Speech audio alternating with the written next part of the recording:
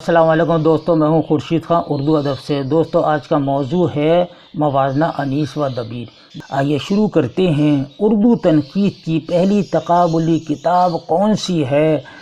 تو موازنہ انیس و دبیر کو ٹک کیجیے گا۔ اور اس کے مصنف کون ہیں، اس کا شاعر کون ہے؟ شبلی نعمانی ہے۔ موازنہ انیس و دبیر کا شاعر کون ہے؟ شبلی نعمانی ہے۔ موازنہ انیس و دبیر شبلی نے کہاں لکھی تھی؟ تو یہ حیدرآباد کے قیام کے دوران میں لکھی تھی۔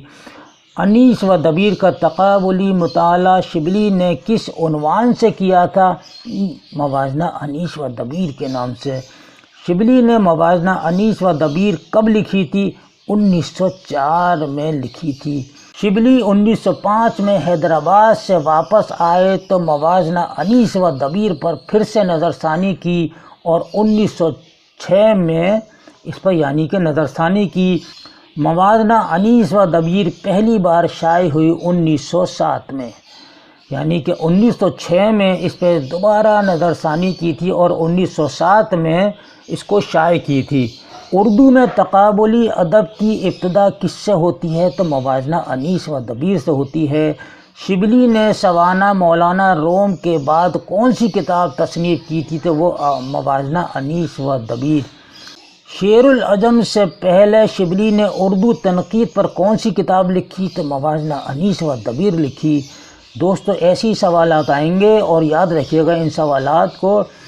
شبلی نے موازنہ انیس و دبیر میں بلاغت کے جزیات کے ضمن میں کتنی مثالیں پیش کی ہیں؟ تو 14 مثالیں پیش کی ہیں۔ موازنہ انیس و دبیر ادب میں کس حیثیت سے مقبول ہے؟ تو تنقید ہے، یا اس کا موضوع کیا ہے؟ تو تنقید ہے۔ موازنہ انیس و دبیر کا موضوع کیا ہے؟ تقابلی تنقید۔ یاد رکھیے گا۔ مشہور نقاد شبلی نعمانی نے انیس و دبیر پر تنقیدی کتاب کس عنوان سے لکھی؟ تو موازنہ انیس و دبیر کے نام سے ہی لکھی تھی۔ اردو میں تقابلی مطالعے کی ابتدا کس کتاب سے ہوتی ہے؟ موازنہ انیس و دبیر سے ہی ہوتی ہے۔ شبلی کو تاریخ کا معلم اول قرار دیا۔ شبلی کے بارے میں یہ نظریہ کس کا ہے، یعنی کہ یہ قول کس کا ہے؟ مہدی افادی کا ہے۔ بھائیوں اور بہنوں، یہاں موازنہ انیس و دبیر پر اچھی طرح سے آپ کو یاد رکھنا ہے کہ موازنہ انیس و دبیر میں شبلی نے فصاحت و بلاغت، کلام کی ترتیب، روزمرہ الفاظ کا استعمال، استعارات، تشبیہات وغیرہ پر نہایت تفصیل سے روشنی ڈالی ہے۔ پہلے انہوں نے علیحدہ ان کی تعریف کی ہے، ان کی خصوصیات بتائی ہیں، ان کے کلام میں جو خوبیاں پیدا ہوتی ہیں ان کا ذکر بڑی خوبی سے کیا ہے، اور پھر ان سب کا اطلاق میر انیس کے کلام پر کیا ہے۔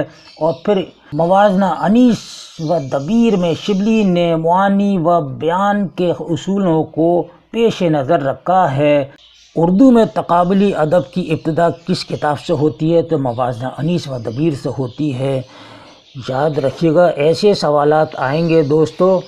اور اردو میں تقابلی تنقید کی بنیاد کس نے ڈالی؟ تو وہ شبلی نعمانی نے ڈالی، یعنی کہ دارالمصنفین کے بانی شبلی نعمانی نے ڈالی۔ اور شبلی نعمانی علی گڑھ تحریک سے وابستہ تھے، سر سید احمد خاں کے چہیتے دوست تھے۔ شبلی کے یہاں جگہ جگہ رومانی جھلکیاں نظر آتی ہیں۔ کس کا قول ہے؟ عبادت بریلوی کا ہے۔ شبلی نے اردو تنقید کا ایک ایسا سربلند روشنی کا مینار قائم کیا جس کی نظیر ابھی تک قائم نہ ہو سکی۔ عبدالحق کا یہ خیال ہے شبلی نعمانی کے بارے میں۔ شبلی نے حیدرآباد کے قیام کے دوران کون سی کتاب لکھی؟ تو وہ موازنہ انیس و دبیر لکھی 1904 میں، اور 1906 میں اس پہ نظر ثانی کی اور 1907 میں اس کو شائع کر دی تھی۔ شبلی نے کس تنقیدی کتاب میں فصاحت و بلاغت کے کلام کی ترتیب، روزمرہ محاورے کا استعمال پر روشنی ڈالی ہے؟ تو وہ موازنہ انیس و دبیر میں ہے۔ شبلی کی کون سی کتاب اردو تنقید میں سنگ میل کا درجہ رکھتی ہے؟ تو موازنہ انیس و دبیر ہے۔ بہنوں اور بھائیوں، اب شبلی نعمانی کی سوانح عمری پہ آپ کو بتاتا ہوں کہ شبلی نے سیرت النعمان کے نام سے ایک کتاب لکھی۔ اس کتاب کا موضوع ہے امام ابو حنیفہ کی سوانح عمری، یعنی کہ سیرت النعمان کا موضوع کیا ہے؟ سوانح عمری ہے۔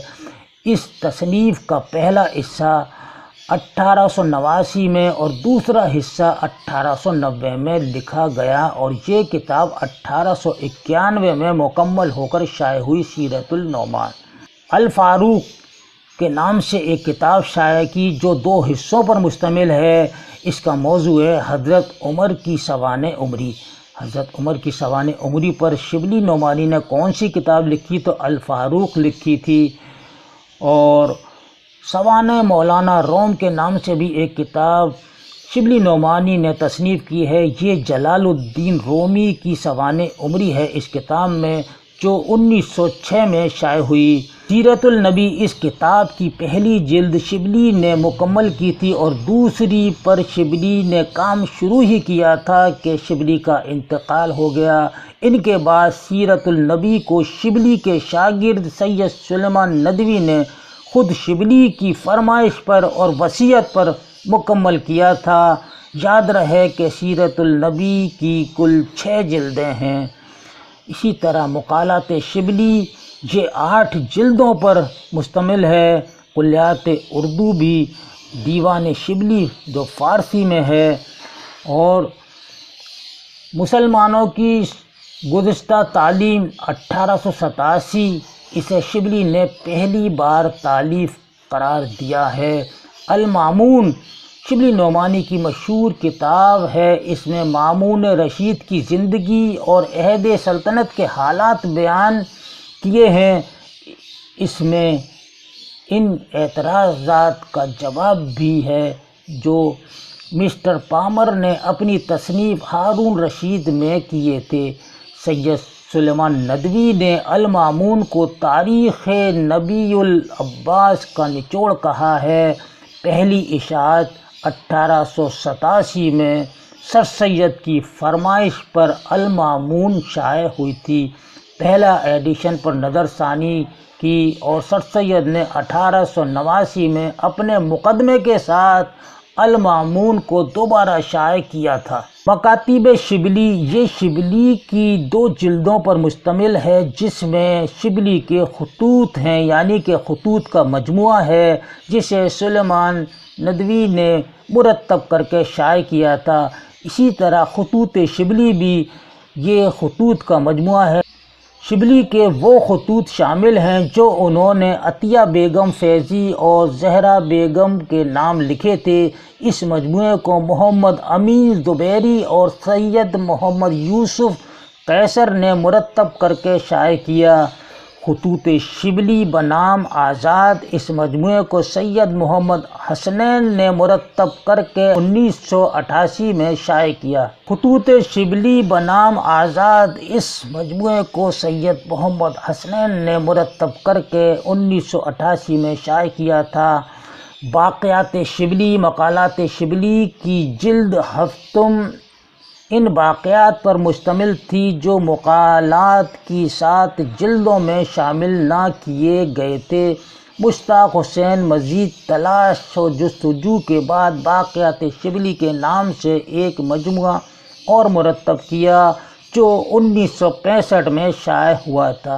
شبلی کی اہم نظموں کو بھی بتانا یہاں ضروری سمجھوں گا کہ صبح امید، خواتین عرب، شہر آشوب، اسلام، عدل جہانگیر، مساوات اسلام، اور شبلی نے نظم صبح امید 1884 میں لکھی تھی جو 1885 میں شائع ہوئی۔ اردو کے دلچسپ اور معلوماتی ویڈیو دیکھنے کے لیے ایم خورشید خاں کا اردو ادب یوٹیوب چینل کو ضرور سبسکرائب کریں، اور گھنٹی کے نشان کو ایک بار دبا دیں تاکہ ہماری ہر نئی ویڈیو کا نوٹیفیکیشن آپ کو سب سے پہلے مل جائے۔ مزید معلومات کے لیے رابطہ کریں 8477965321 پر۔